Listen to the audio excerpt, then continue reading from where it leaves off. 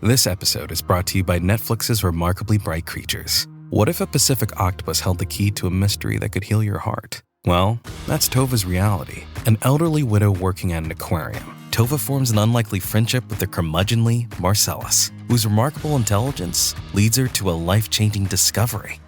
Remarkably Bright Creatures is now playing, only on Netflix.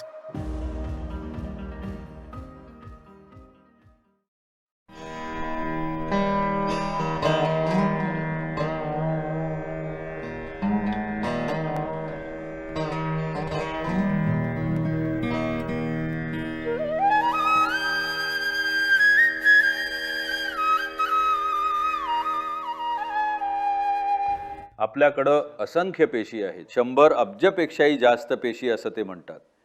या सर्व पेशी मुळात सांकेतिक भाषेत आहेत आणि बरं का, आरोग्यासाठी सज्ज आहेत. मुख्यतः जगण्यासाठी. त्यांचं स्वतःचं वैयक्तिक जगणं आणि त्या प्राण्याचं जगणं, त्यापैकी काही शॉर्टकट घेतात. त्यांना इतरांवर जगायचं असतं. हा गुन्हा आहे बरं का. तर तिथं एक पाकीटमार आहे. त्याचं काम काय आहे? जे तुम्ही एका महिन्यात कमावलंय ते त्याला एका दिवसात काढून घ्यायचंय. पण तो देखील समाजाचाच एक भाग आहे, पकडला जाईपर्यंत. बरोबर? आता जर देशातले सर्व पॉकेटमार एकत्र येऊन दिल्लीला आले तर प्रत्येकाचे खिसे रिकामे होतील, कारण आता हे संघटित झालंय. तर आत्ता सध्या ज्याला तुम्ही कॅन्सर म्हणता ते हेच आहे. प्रत्येकाच्या शरीरात कॅन्सरच्या पेशी असतात.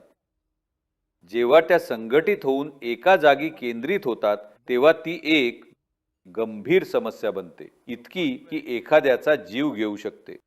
उपाय काय आहे? अनेक गोष्टी आहेत. सर्वप्रथम, गुन्हेगारी तिथं वाढते जिथं यंत्रणेत सुव्यवस्था नसते. हो ना? समाजातील गुन्हेगार वाढतील जर कायद्याची अंमलबजावणी व्यवस्थित नसेल.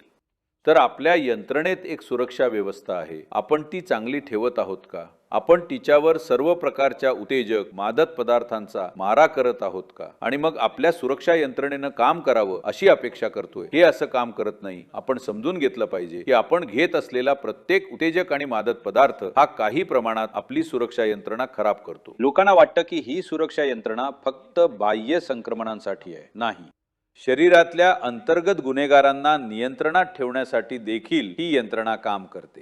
तर एक साधी गोष्ट ही आहे की बरं का, योग पद्धतीमध्ये एक साधा सोपा तर्क आहे.